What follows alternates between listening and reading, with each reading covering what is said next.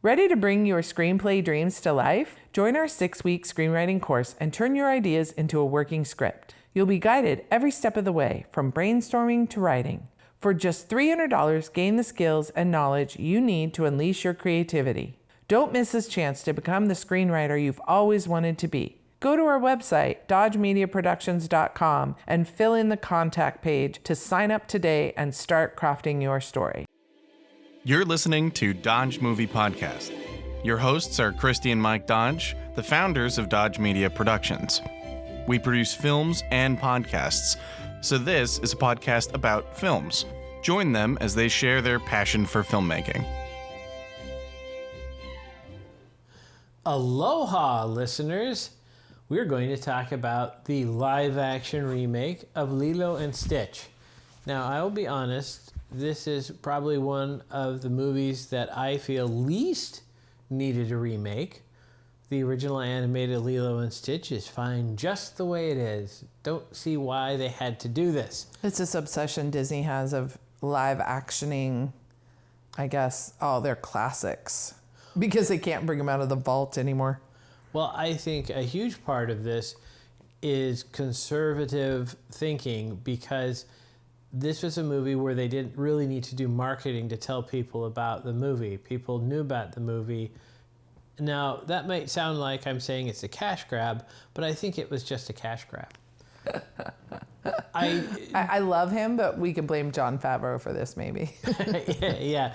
John, give us a call and explain yourself. I don't know that this added anything to the original film.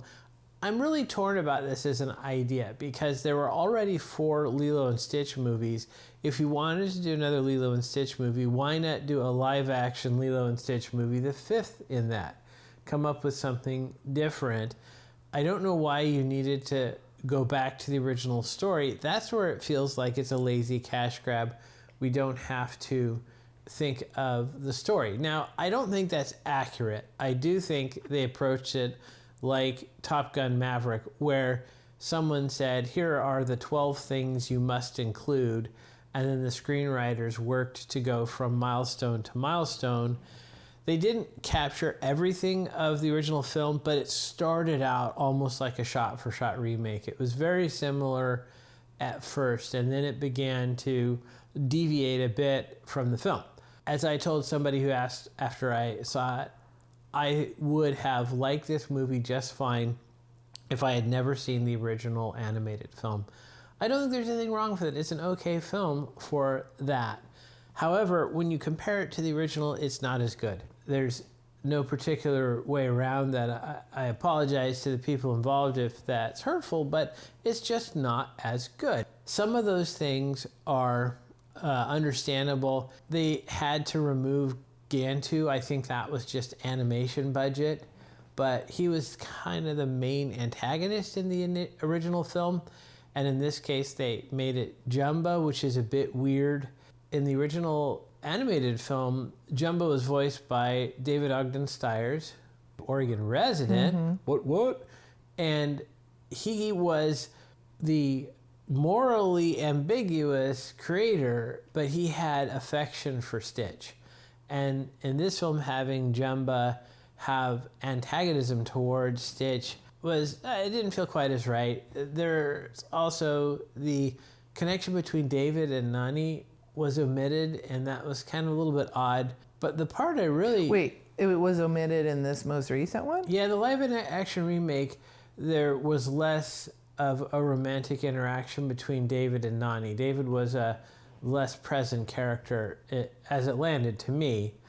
But the worst thing, I think, just a glaring problem, is the whole tagline is Ohana means no one gets left behind or forgotten.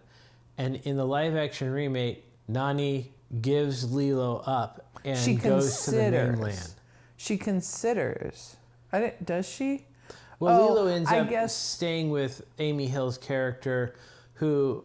So she doesn't give her up. She just... Compared to the first one, in the first one, Nani moves heaven and hell and never gives up in trying to keep the family together. That's true. You could argue that Nani is going off for her dream degree in marine biology.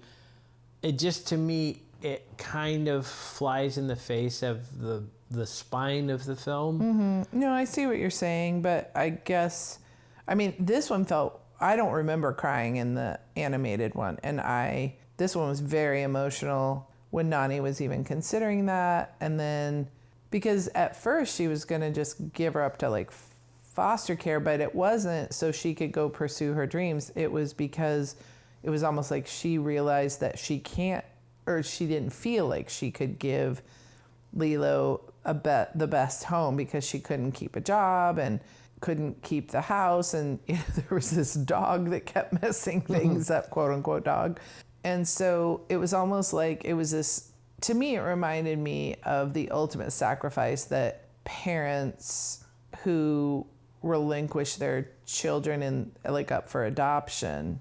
It's this horrific decision that I think a lot of those parents make, that I don't want to do this, but am I making it worse for the child by selfishly wanting to keep her? Because I didn't get the sense ever that Nani was like, I want to go pursue my dreams. Too bad I can't ditch this kid. Oh wait, I can ditch her in the foster care system? Cool. I never got that vibe from Nani. I think in this one, that is a reasonable behavior, a reasonable narrative in real life. Just like it's reasonable to say, let's let the FBI deal with my kidnapped child, but there'd be no movie if Liam Neeson said, well, I'm just going to let the FBI take it from here. I agree. I don't think that the character of Nani is doing the wrong thing or is evil or malicious in any way. In another film, that's actually a responsible thing to do. Mm-hmm. But the problem I have with this is in this particular film, the whole point of it is there's just the two of them, and then they add Stitch and the three of them against the world. So it was a little bit of a bump to me that it wasn't quite in alignment with the spirit of the film. Okay, that being said, I don't know that I necessarily was more teary in this one than the animated film.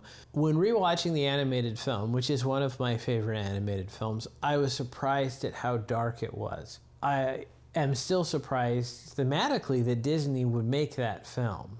There's no singing and dancing candelabra in this one. It does deal with themes of loss, and the part where Stitch feels unwanted and he has to go away is heartbreaking to me. This film, maybe because I knew what the ending was, I don't know, it didn't affect me quite as much emotionally in that way. But ultimately, the story of Lilo and Stitch is a little non-Disney in that there is a broken home. One of the things I absolutely love about Lilo and Stitch is that Lilo is not really a Disney princess. She punches people. Mm-hmm. Now, one of the things they changed in this one, which I think makes sense, I didn't have a problem with, is Myrtle, her enemy, Nemesis, is no longer a pale redhead. I assume the original screenwriters hate Bette Midler? Like, why would you put a little redhead girl in Hawaii to be the evil person? It was hard for me. I remember when we first saw the animated one, because I'm a huge Bette Midler fan, and I know she grew up in Hawaii as the only white Jew in Hawaii. Yeah. And I could have swore that, because Bette Midler does this thing that is a tradition in Hawaiian luau's. It's like a pom-pom on each end with a string between it. And I think they use the word juggle. But basically, like in the luau shows, and I'm sure I'm butchering this, so I apologize to all of Polynesia. I can look them up and put it in the show notes what these things are called, because it's really entertaining. And Bette even brought it into one of her stage shows in like the 80s or 90s. So I remember her doing this, and she talks about living in Hawaii and stuff.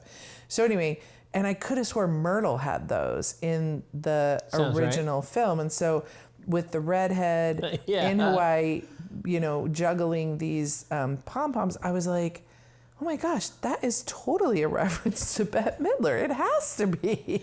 Now, I would love it if Chris Sanders is friends with her and he said, hey, I'm going to put you in the film. An Easter egg or something. And she said, well, make me feisty. Well, Bette Midler, Myrtle, I don't know. Yeah. One of the things I like, though, as I mentioned about Lilo, is that she is feisty. Yeah. I think the actress, Maya, I forget her family name, who played Lilo, is an incredibly good cast. I thought she was, too. Did a phenomenal job. The interesting piece of trivia I read about that was that during casting, they said that she was one of the only, if not the only, child actor there that was dragging her parents into the audition instead of vice versa. And I don't know how they got her to do this, and maybe this is a one and done for her, but she performed so well in that role. It was incredible at the age of like 6 or 7, very young. What an amazing performance.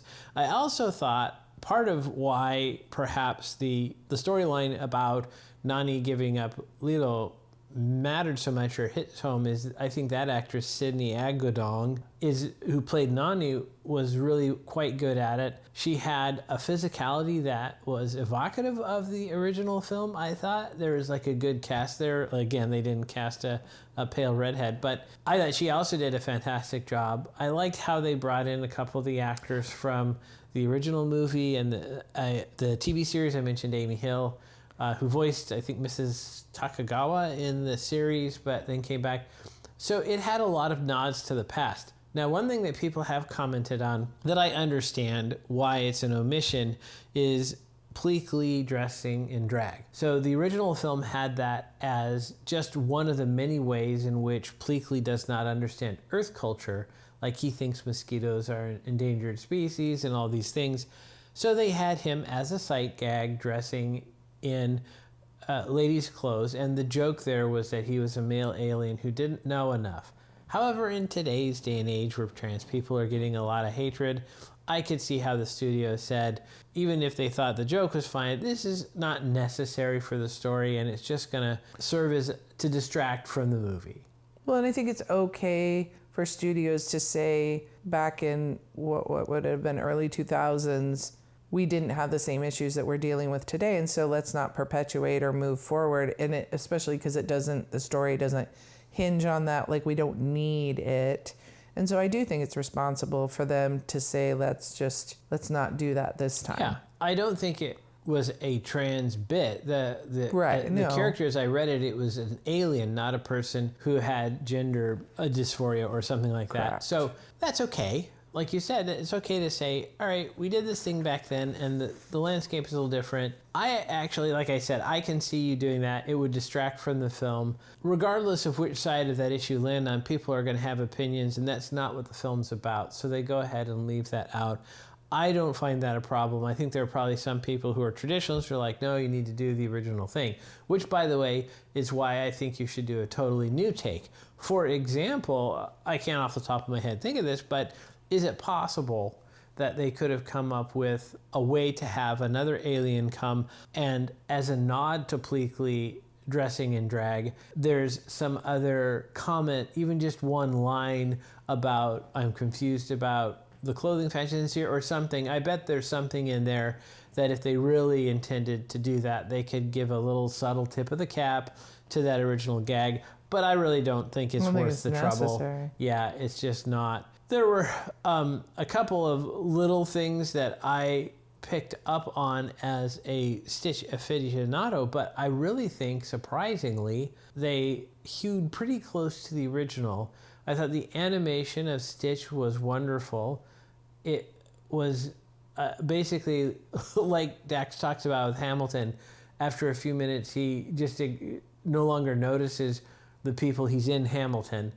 Here, after the first few shots, I no longer really was seeing Stitch as an animated character. It was just a character. Mm-hmm. So I thought they did that very well, which, given the fact that there's fur there and interaction with other things, I did read a piece of trivia that they had some sort of representation of Stitch for Maya to act against instead of the old tennis ball. I think that's probably for the best. I don't think they did any sort of puppetry.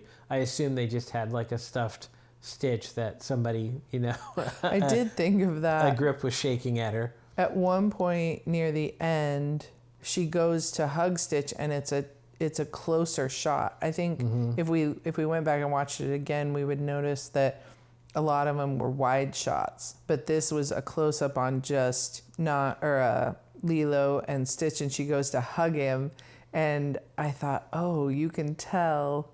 But I wondered if they had basically a green stuffed Stitch or something, because it didn't look like she was obviously holding her arms out in a extra wider stance to accommodate. So it did look like she was hugging something. Right. So yeah, I should have done a deep dive on behind the scenes and to see how they did some of that. Because for the most part, I don't remember them touching. I'm sure they did, and so you didn't have to worry about that. And I never really got the sense like, oh yeah, you can see her looking past Stitch at the tennis ball in the back or something. But I want to just go back a little bit because you kind of rushed over it. For those of us, this was a huge film for us because of the age of our kids when it came out. And I think we have a child that is a collector. And so when this film came out, Disney saw the opportunity, especially because there was a follow-up Disney show that we were introduced to more of the experiments because he's 626. So presumably there are 625 versions that came before him. And then I believe there were even versions maybe after, but maybe not. Maybe because he got loose, they stopped. There was 627, I think, was the only one that I know of after. But, so because we had this child that was a collector and because Disney was smart, they were like, oh, we have at least 625 episodes that we could do introducing other experiments. And so it was on a lot in our family. We were buying, I can't remember if they were just, but I feel like I remember little physical toys in our house that were the other experiments. Anyway, all that to say, we were very invested in this film. So we knew like Tia Carrere played Nani, I believe, right? I believe she voiced Nani in the original. Yeah. Correct. And so for me, that was cool when she came on screen because it was, like you said, in Maverick, there were certain things that they needed to tick off in order for audiences to enjoy this one. And I think seeing Nani come back in a different character was cool. Amy Hill was cool to see. And then there was somebody else David. I was pretty sure when I saw her boss at the restaurant, Nani's boss, I was like, I bet you that's the guy that played David. And you confirmed after the movie was over that was the case. And so I just love it when there is a remake or there is a sequel even many years later that they incorporate this. There's just something, I don't know, like a full circle moment, or it just gives me a warm, fuzzy feeling. Like when I saw Val Kilmer in Maverick, I was just like, oh, yes. Too bad they didn't get who was Iceman's? Rick Rossovich? Yeah. Too bad he didn't come back. Yeah, he wasn't available? That's odd. But anyway, all that to say, that made me happy to see them come on screen and to be a part of it. And I also liked, because in the first one, a side villain is the social worker character. Right, Cobra Bubbles. But even character that, was he? No, there was a social worker, I thought. The character that Tia Carrere played in this one. There was that character in the original, wasn't there? I think it was only Cobra Bubbles. It was only Cobra Bubbles? Oh, okay. Because Ving Rhames delivers one of my favorite lines after his first visit. He says to Nani, in case you're wondering, this did not go well. Yeah, that's right. That's right. Okay, maybe I was wrong. But or at least he's masquerading as a social worker. And sometimes it's easy to portray that person as the villain because they're trying to take Lilo away from Nani. But in reality, social workers are not the villain. They're trying to make sure that every child has the proper things that they need: food, water, shelter. And even though that might mean that they're removing the child from the home or they're giving the parents or the caregivers certain goals or milestones that they have to complete in order for the child to remain in the home, they're not doing it out of evil or spite. They're doing because that's what's in the best interest of the child. And so in movies, when they make the social worker like a mustache twirling, it reads false or it doesn't read in reality. So I appreciated that Tia Carrere's character in this film was more portrayed in, my hands are tied. I want your sister to be able to stay with you, but you guys don't have food in the house, or she doesn't have insurance, or, there were things that she's like, a child needs, and so you need to get these things. We know from listening to interviews with actual social workers that they bend over backward to keep the child in the home, even to the point where a lot of people are concerned with what they'll tolerate And that's a tough call. I'm not going to say that's right or wrong. I think that's in a gray area. I don't know how you would make that call. But I think as a parent, you understand the benefit of having them try to find a way to keep the family intact. So, yeah, I agree. And they played her as not being a dummy. Sometimes with these films, it's kind of like, oh, this is Kool-Aid? I thought it was actually apple juice. But in this case, she was aware that what was going on, that Nani was trying her best, and yes, she was trying to keep the family together within the constraints of making sure that Lilo has what she needs, has her needs covered. I think the character of the owner of the luau, played by the actor, I think Brandon Scott Lee, if I get my name correct, who voiced David, they also show him as a person who's less evil and more just, there's constraints, there's limits, we can't deal with this. You can't have a quote-unquote dog tearing through the restaurant with a bunch of tourists, ruining the luau and causing fires, and that's not going to be conducive. Tons of sense. There's just no way to get past that. Yeah. I also liked the live-action remake part in that it showed more, I feel like, what Hawaii is like and what it would be like to live there. So she has a beat-up old Toyota pickup truck, which to me looked exactly like they got it on the island. They were just driving around and they stopped and said, hey, can we rent your car for a couple of weeks? That looked exactly to me like what you would see on one of the islands for a local. And how she struggled to find work because people consider Hawaii to be a paradise. But for the people who live there, there's not as much work as you would think like in Los Angeles, because the population is not that big, and other than tourism, you just don't have a lot going on because it is just a small set of islands in the middle of the Pacific with not a lot of population. So I thought that was good in that sense, that it really did communicate to me the milieu where they lived. It's not a slum, but it's also, there are some challenges, some difficulties. She can't just go down and get a job at the Cinnabon whenever she wants. So that to me worked well to show the pressures that Nani was under to take care of Lilo as basically a young woman on her own. Well, and not to get too deep in the woods, but but also, and I think this was kind of addressed in the animation, it's going to be lost on kids, but I think that's one of the things that resonates with the adults, which Disney is so good at, giving a story that adults can get involved in too, but that isn't so elevated and up there that the kids are bored because of. But in that, Nani was grieving her parents too. I believe like they died in a car accident or something. Yes, it's a car accident. Because they both like went. So here you're a teenager. We don't know how long it's been. I mean, Lilo remembers them. So if she's 6, it's probably in the recent past. But Nani's still grieving too. She lost her parents and overnight became the adult in the situation.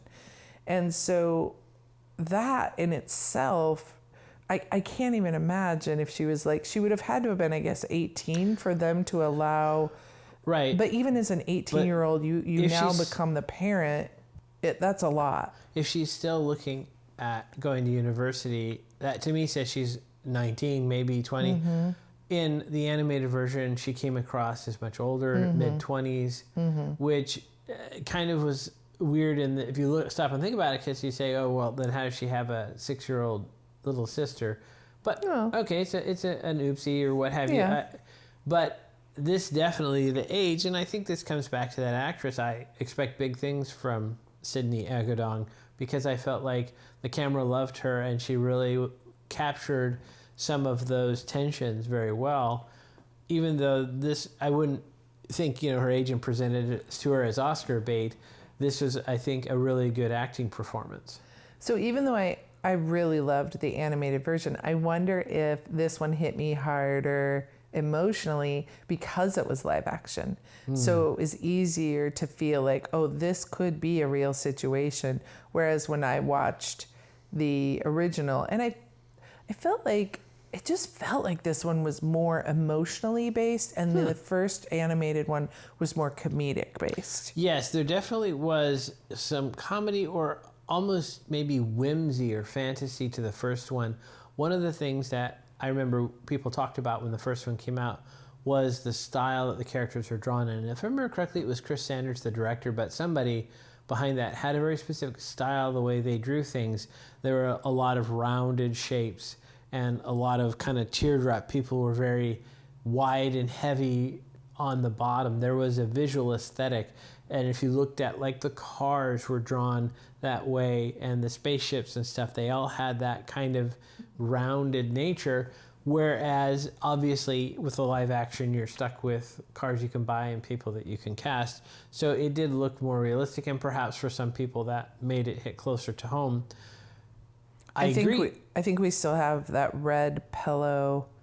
Yeah, that the is the spaceship, pillow. and then we had a blaster. Yeah, a yellow blaster. Those are pillow. so awesome. I think they're still in the garage. And I just realized when I was remembering it, made me have a nostalgic feeling that could have added to my emotion. I know for a fact, as I was walking out crying, I'm gonna start crying now. It being what feels like almost 20 years later, if it wasn't 20 years. 23, I think. There was such a nostalgia for that time in our lives. Right. With two young people that were just so fun and happy and right. And just missing those sweet little boys that are now grown men and they're wonderful sweethearts, but I don't get to see them as much. And, so I think that probably added to the emotion of this one. I even talked to a friend who has a daughter in the same age, and she expressed the same feelings of this movie brought back memories of when the first one came out and having young people in our lives and how, I mean, I guess as adults, you just look back on that really fondly. I think one of the curses of parenthood is that nostalgia. Yeah. And we talk about this, there is, I think it's a Trace Atkins song, You're Gonna Miss This. And at the time, you can't imagine that you would ever miss that. No, when you're you in the thick of it. The reason you go to the movies is you're trying to escape. Right. Or fill 2 hours. But in this case, it's almost a perfect storm for me, because not only did my older son, who is 4, the perfect age to resonate with the film, have this, like you said, collector gene. So the fact that there were 625 other aliens that he could know their name of and their powers and their backstory. Yeah. That was just, I mean, it was like crack to the poor little guy. But also for me, this theme of, a broken family and not being left behind. Yeah. Okay, now I'm going to cry. This is our emotional episode. Yeah. This is supposed to be a funny film. I thought you were going to say it's sponsored by Kleenex. Yeah. Which we wouldn't turn down. Kleenex. I think, Kleenex, I'm a big fan. I've been using your product my entire life. I'm a very good customer. We are brand loyal. Let's talk about some sponsorship deals. There is no off-brand facial tissue in this house. No, I remembered, as I said with the rewatch, I was surprised at how different it was. I remembered the original one as being much more comedic than it actually was. There's a lot of sadness in there as they've gone through, here, I'm going to make myself cry again. They get through the first half of that film to basically integrate Stitch into that family, and then they tear him out of it. It's kind of brutal. Yeah. And this one captured some of that. I was not personally as emotional in the theater as you were, but definitely they did, capture that part of the original film that first you have to integrate him and then you tear him apart. Well, because wasn't there even a component in the original that basically Lilo and Stitch are living the same kind of experience? They're not accepted by their peers. Right. They're being kicked out of their home. And so they're the misfits and they get each other. Yeah. Well, it's my Pete's Dragon. Oh, yeah. Good point. And now I get teary because I was thinking about her little doll that she makes. What was it? Had a name, Frump, or it has a name. Oh, I feel really horrible that I know. These are the things I can't think of this. But so in this film, I really do feel like that we're missing the notes of David Ogden Stiers as Jumba. I know he had passed away, so he was unavailable for the film. He was unavailable. I don't really like Zach Galifianakis' performance in this, and that maybe sounds harsh, and I'm sure Zach is a very nice person, a very talented actor. I just don't know that I enjoyed his take. I thought Billy Magnussen did Pleakley in a way that hewed to the original character. I would agree. It felt to me like Zach hadn't seen the original film and wasn't particularly informed, and maybe that was a choice not to have his performance skewed by David Ogden Stiers' performance. But I thought that was a key component, having that Gantu character whose motivation was also clear and understandable, if not admirable. That was maybe could have done a little bit different there. Ultimately, though, I keep coming back to it was a fine film if I had never seen the original. But comparing it, I just don't think it stands up perfectly well, but it does much better than I thought it would. Mm-hmm.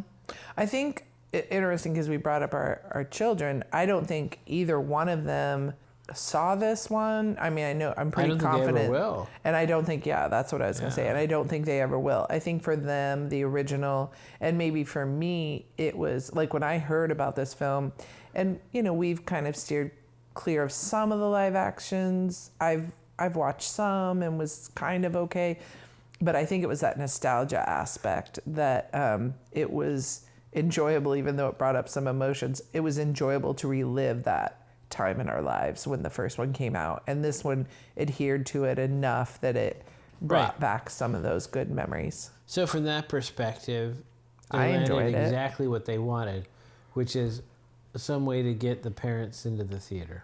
Yep. And I'm sure to get a new audience, because all of a sudden I remember either on my, it may have been on my social media feeds, or all of a sudden I started seeing in stores, we were standing in a Walgreens. I was like, geez, because you've always liked Stitch ever since the first one. And so when I would see Stitch stuff, which was rare, I would kind of go, oh, is that cute? Like, does Mike need that kind of thing? And so I was like, wow, there's a bunch of Stitch stuff in the store all of a sudden. Like, what's going on? And then it dawned on me, of course, it's because the movie's coming out again.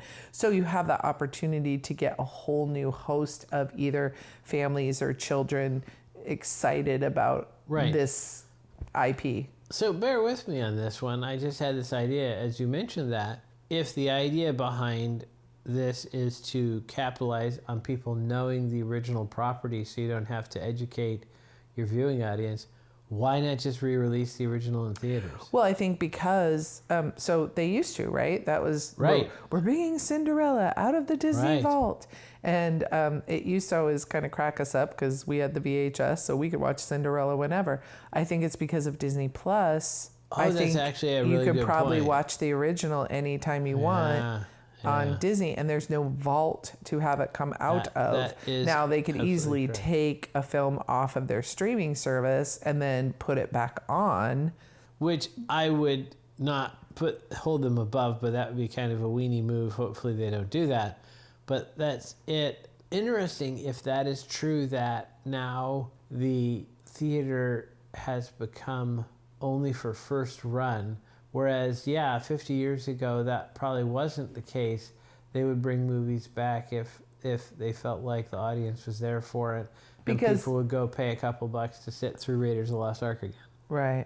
Yeah, I don't know. Now, ultimately, I think this one did pretty good though, like box office wise. I mean, it came out Memorial Day weekend, and so I don't know if that helped or hurt. I don't know. It seems to have helped it. It did, I believe, cover its costs. I think it did well enough for these kind of films. I don't know the overall budget. I didn't look that up, but as I recall, its box office gross was like 150, 200 million range. It was doing well. I think it's a financial success for Disney in that regard. If I remember correctly, it was originally supposed to come out last year, so there was something of a delay. I don't know if that was animated or they needed to do reshoots. There is some substantial animation in there. As I mentioned, I think Stitch came across well, but there is some stuff like where they had this portal gun that he would use. So that wasn't trivial, so perhaps there's that. I don't know why it was delayed. It could be marketing, their slate. They had different things. They didn't think people were coming back to theaters enough yet. Who knows? But I do think ultimately this is a worthwhile film. There's no reason to say they shouldn't have remade it. But I'm also not surprised that the people who saw it as children didn't go back to see it. I would be curious to know the numbers on how many people that did go onto Disney Plus to rewatch the original one. Like, oh yeah, I did like that film. I'll go watch the original. Mm-hmm. There's also 3 sequels. Many of them were direct to VHS or DVD, and there was the series. So they have a lot of I guess, property in that intellectual property. Mm-hmm. I wonder if, because we're not Disney Plus streamers, I wonder if you can go back and watch even like the TV show and the first, what'd you say, 4 movies? Yeah, there are the 4. That are is they a good question. All available? Of course, this is still evolving. The streaming in the news was that several of the big networks are moving their cable channels to a separate company so they can sync without taking down the parent ship. Obviously, we're still trying to sort this out. But it seems to me that where we need to land is that if you were a Disney Plus subscriber, you could watch every one of these 5 movies and every episode of the series as part of your subscription. That just makes sense to me. Mm-hmm. That's kind of the value proposition as a user. Any last thoughts on this movie? I can't think of anything. All right, folks, thank you very much for listening to this. Aloha means goodbye as well as hello. So always remember, Dodges never stop and neither do the movies. Thanks for listening to Dodge Movie Podcast with Christy and Mike Dodge of Dodge Media Productions. To find out more about this podcast and what we do, go to dodgemediaproductions.com. Subscribe, share, leave a comment, and tell us what we should watch next. Dodges never stop, and neither do the movies.